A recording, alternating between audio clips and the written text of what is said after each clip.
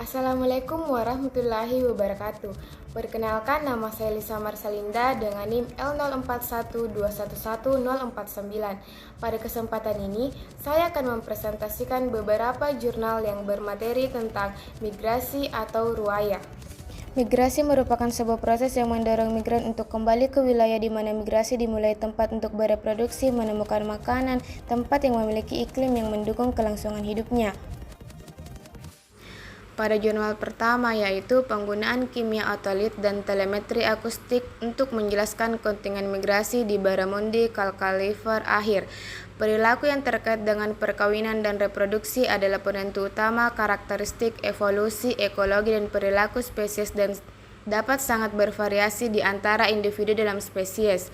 Migrasi merupakan aspek mendasar dari perkawinan dan reproduksi pada banyak ikan, dan karakteristik migrasi spesies harus dipahami dengan baik untuk pengembangan konservasi yang ditargetkan, strategi pengelolaan, dan kebijakan. Barramundi adalah ikan perciform besar atau famili Latida yang hidup di pesisir dan perairan tawar di seluruh wilayah Indo-Pasifik Barat, termasuk India, Myanmar, Sri Lanka, dan beberapa negara lainnya. Barramundi adalah hermafrodit petandrus berurutan, berkembang awalnya sebagai jantan pada usia 3-5 tahun dan kemudian menjadi betina pada usia 4-8 tahun. Analisis kimia otolit mengungkapkan keragaman yang tinggi dalam sejarah salinitas di antara individu. Dapat disimpulkan bahwa gangguan antropogenik, termasuk hidrologi sungai yang dimodifikasi, berpotensi mengubah frekuensi kontingen riwayat hidup pada populasi barramundi. Hasil penelitian menunjukkan bahwa populasi barramundi di Australia Utara terdiri dari kontingen yang bermigrasi, dan ini mungkin mewakili taktik yang berbeda dalam strategi bersyarat. Keputusan yang diambil individu mengenai taktik migrasi kemungkinan akan bergantung pada faktor-faktor seperti status individu, misalnya kondisi tubuh dan tingkat pertumbuhan, interaksi dengan organisme lain misalnya sejenis predator, dan kondisi lingkungan misalnya ketersediaan habitat dan aliran sungai.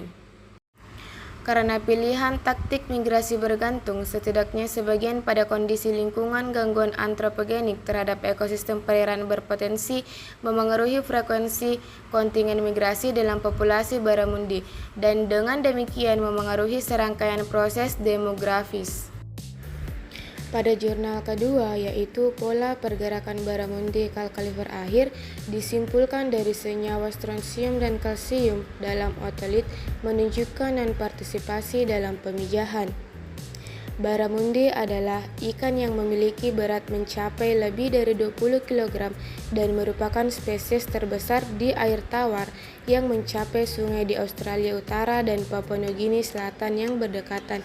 Sebagian besar populasi barramundi dari selatan Papua Nugini yang hidup di air tawar tidak bertelur setiap tahun.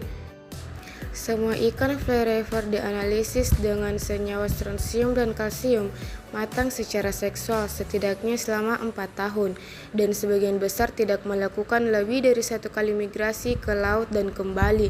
Pola serupa ditemukan di antara ikan yang dikumpulkan di wilayah Kikori. Hasil penelitian menunjukkan bahwa kebanyakan barramundi dewasa dari populasi ini tidak bermigrasi setiap tahun untuk bertelur di pantai. Ikan bervariasi dalam usia saat pertama kali memasuki air tawar, dan sebagian besar telah tiba saat dewasa kelamin atau 4 tahun. Ikan yang diperiksa dari tempat pemijahan sebagian besar adalah penghuni laut, dan beberapa telah menghabiskan waktu singkat di sungai yang berdekatan dengan tempat pemijahannya. Ikan air tawar untuk barramundi mungkin memiliki efek yang lebih kecil pada populasi pemijahan dibandingkan di wilayah pesisir, dan dengan demikian dapat menghilangkan proporsi populasi yang lebih besar secara berkelanjutan. Jurnal ketiga, yaitu haruskah kita mengizinkan migrasi ikan Indo-Pasifik Barat yang disebabkan oleh manusia barramundi di Australia.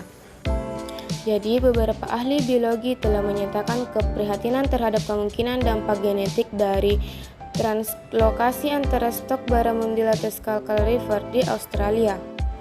Dan beberapa studi menemukan bahwa perbedaan genetik antara sebagian besar populasi barramundi sangat kecil, telah muncul dalam 17.000 tahun terakhir, dan migrasi substansial serta hibridisasi antara populasi timur dan barat terisolasi setidaknya selama 110 tahun telah terjadi secara alami.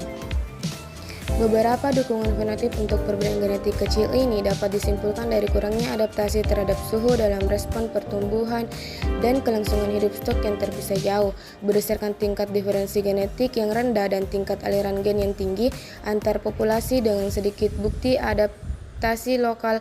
Translokasi antar populasi seharusnya tidak menimbulkan risiko atau masalah yang signifikan.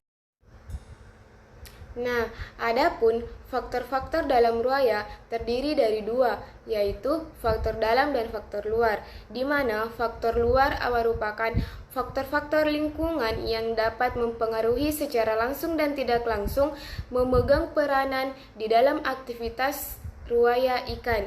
Sedangkan faktor dalam yaitu faktor-faktor yang terdapat di dalam tubuh, misalnya hormon, yang berhubungan dengan faktor-faktor lingkungan.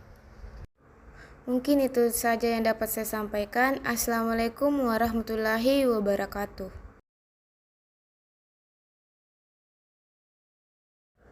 Thanks for watching.